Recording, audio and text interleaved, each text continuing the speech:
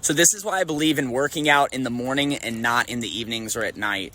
Because after you work out, and you know this is true, you have way more energy and you can be able to do way more for people. And so if you work out at night, it's like, you're not giving 100% of yourself.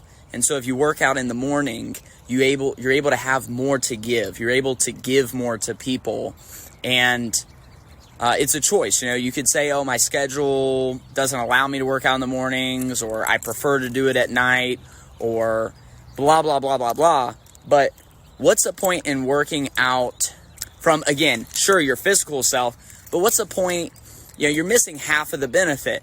Half of the benefit is your energy and how you feel. And so if you work out at night, you're just about to go to sleep. You're not giving yourself to anybody. So that's the number one reason why I believe in working out in the morning, because you're going to be able to give yourself far greater to the people in your business or around you, at your workplace, your family. And I'm telling you, it's a proven thing. I have way more energy to give. I have way more positivity. My mindset's sharper. I feel accomplished already.